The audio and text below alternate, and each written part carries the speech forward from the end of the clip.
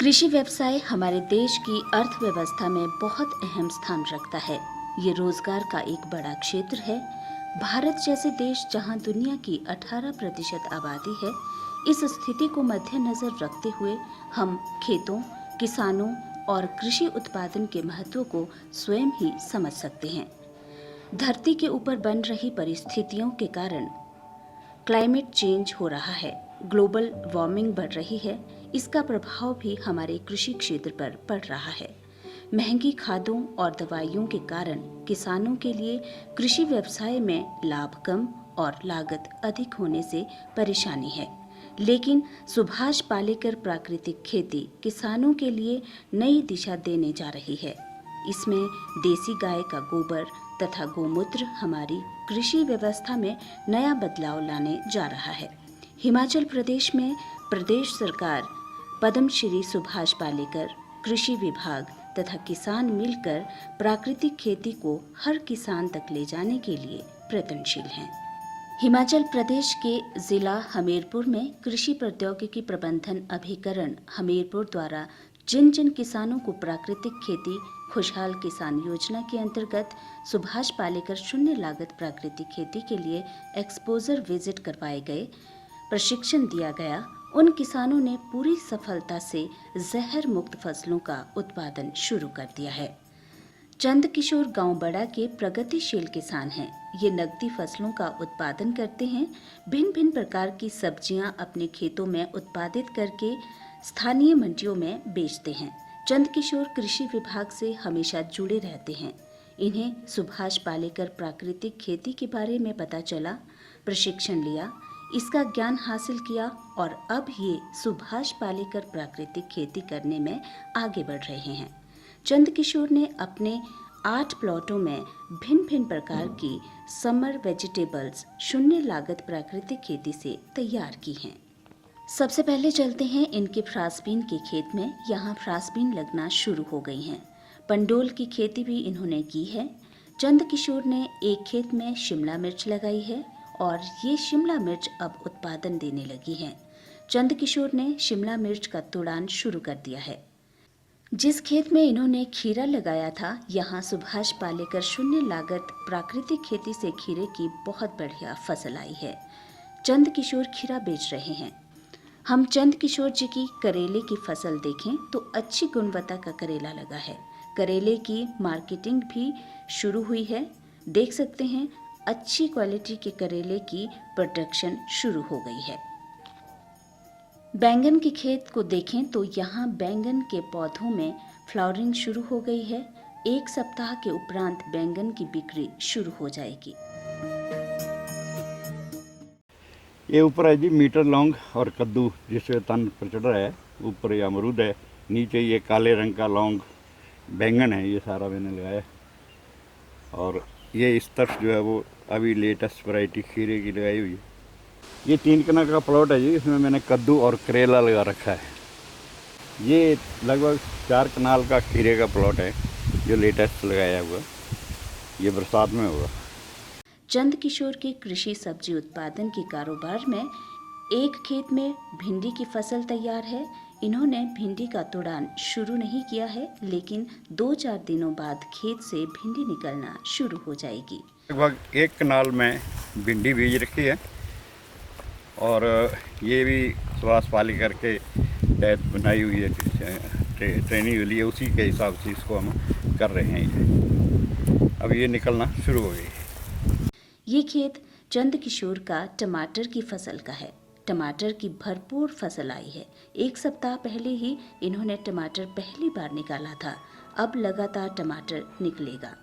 5 कनाल टमाटर लगाया हुआ है जो हिमसोना है, और मैं सुभाष पालेकर के बारे में ट्रेनिंग करके सोलन और शोबरा तथा कृषि विज्ञान केंद्र में ट्रेनिंग कर चुका हूँ।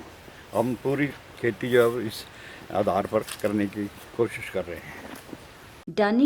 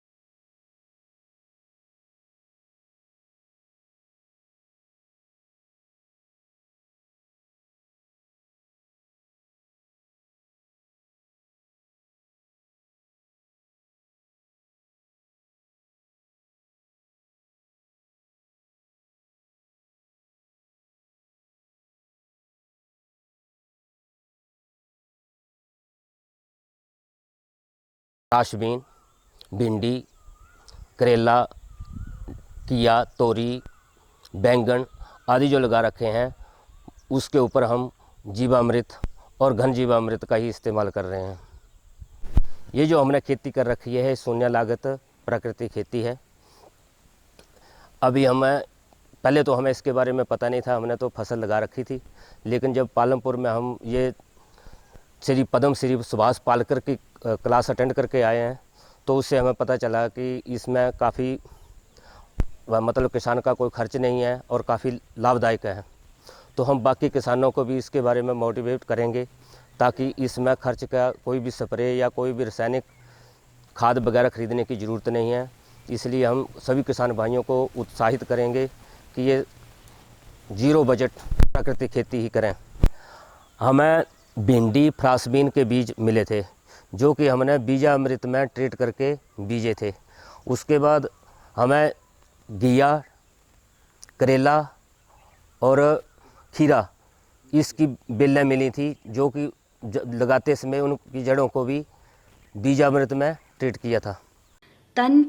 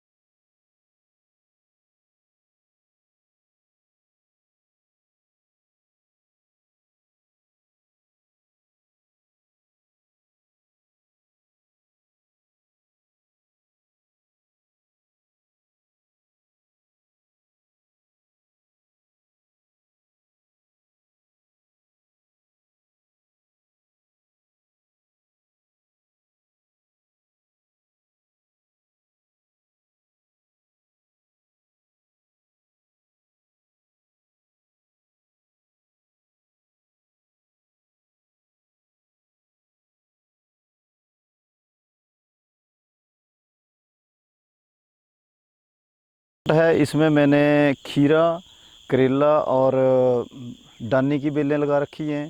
साइड में भिंडी और बीच में फ्रासबीन और अरबी लगा रखी है। मुझे इसकी फ्रासबीन की अच्छी पैदावार हुई और मैंने कम से कम इस प्लॉट से 3000 की फ्रासबीन बेच ली है। और मेरा करेला भी अच्छा चला हुआ है, भिंडी भी अच्छी चली हुई है। ये मैंने जितना भी इसमें काम कर रहा हूँ, अपने खेतों में जो भी मैंने लगा रखे हैं सब्जियाँ, ये सारी मेरी प्राकृतिक खेती, शून्य लागत प्राकृतिक खेती के कंसेप्ट पर मैं काम कर रहा हूँ। इसमें मैं सिर्फ गाय का गोबर और गूंतर से बने जीवामृत, घन जीवामृत और बीज अमृत से बीजों का उपचार करके इन्हीं चीज़ों का इस्तेमाल कर रहा हूँ और मुझे काफ़ी अच्छी फसल हो रही है। मेरा करेला भी काफ़ी अच्छी स्थिति में चला हुआ है। आत्मा के द्वारा मुझे भिंडी और फ्रासबीन का बीज मिला, जिसको मैंने बीज अमृत से उपचारित करके लगाया था। और बाकी मुझे खीरा और करेला और डानी जो है उसके पौधे मिले थे, उनको मैंने बीजामृत से भिगो के लगाया। और मैं जीवामृत की हर 15 दिन के बाद इन पर जीवामृत की स्प्रे करता हूँ। काफ़ी अच्छे मेरे पौधे चले हुए हैं और मेरी पैदावार काफ़ी अच्छी हो रही है। अब हम इंद्र सिंह का दूसरा खेत देखते हैं, जहां इन्होंने घिया तथा जिमीकंद की खेती की है। ये सारा कार्य सुभाष पालेकर प्राकृतिक खेती प्रणाली से किया गया है। यहाँ बेलों में घिया लगना शुरू है। घिया की अच्छी फसल है। अभी इन्होंने कम ही जमीन में सुभाष पालेकर प्राकृतिक खेती की है। आने वाले समय में ये पूरी जमीन में सुभाष पालेकर प्राकृतिक खेती से फसलें उत्पादित करेंगे, चाहे वो सब्जियां हों या फिर अनाज ही क्यों ना हो। जिमीकंद भी इन्होंने खेत में लगाया है। इंद्र सिंह ने फसलें इस तरह लगाई हैं कि एक खत्म होगी तो दूसरी चल पड़ेगी। इस खेत में मैंने मिश्रित खेती की है, जिसमें फ्रासबीन और जिमीकंद नीचे ज़मीन, मतलब जिमीकंद और फ्रासबीन, और साइडों में ये डानी की बेलें लगाई थी। तो सभी फसल जो अच्छे तरीके से चल रही है। अब फ्रासबीन हमारी धीरे धीरे जब समाप्त हो जाएगी तो हमारा जिमीकंद अच्छी फसल दे देगा, पैदावार दे देगा। और साथ में जो डानी है वो इसके 6 फुट से ऊपर जब उसकी फसल हम ऊपर से इसकी फसल ले लेंगे और नीचे जो है इसकी जिमीकंद की अच्छी फसल हो जाएगी। इंद्र सिंह ने 6 क्विंटल लहसुन तथा 1 क्विंटल प्याज भी उत्पादित किया है, जो सुभाष पालेकर प्राकृतिक खेती से ही तैयार हुआ है। जो ये शून्य लागत प्राकृतिक खेती का जो प्रशिक्षण शिविर हमारा पालमपुर में 6 दिवसीय प्रशिक्षण शिविर था, उसमें हमारे इस पंचायत से 2 किसान गए थे, एक मैं और एक कश्मीर सिंह जी। तो हमने बहुत अच्छा हमें लगा उस प्रशिक्षण में। मान ले पालेकर जी ने हमें बहुत अच्छा समझाया। हम इस खेती को तो खुद कर ही रहे हैं, लेकिन हमारे अंदर भी एक जुनून पैदा हो गया कि हम भी पालेकर की तरह लोगों को भी मोटिवेट करके लोगों को समझा के इस खेती को अपनाने के लिए ही बताएंगे और पूरा हम अपना समय जितना हमारे पास होगा हम लोगों के लिए इस खेती को करने बारे समझाने के लिए देंगे। इस खेती को शुरू करने और हमें या इस अवस्था तक, इस पोजीशन तक पहुंचने के लिए कृषि आत्मा के भी कर्मचारी जो हैं वो बहुत उनका सहयोग रहा है। उन लोगों ने हमें समय समय पर आकर मार्गदर्शन किया। जहाँ इस शिविर में जो प्रशिक्षण शिविर वहाँ भी लेकर गए और उनके जो भी वो आकर यहाँ हमें बताते हैं, हम उनको सीखते हैं और उनका काफ़ी सहयोग हमें रहता है। तो इसके लिए हम उनका भी बहुत धन्यवाद करते हैं कि उन्होंने हमें जगाया। अब हम और लोगों को और किसानों को भी इस बारे जगाएंगे।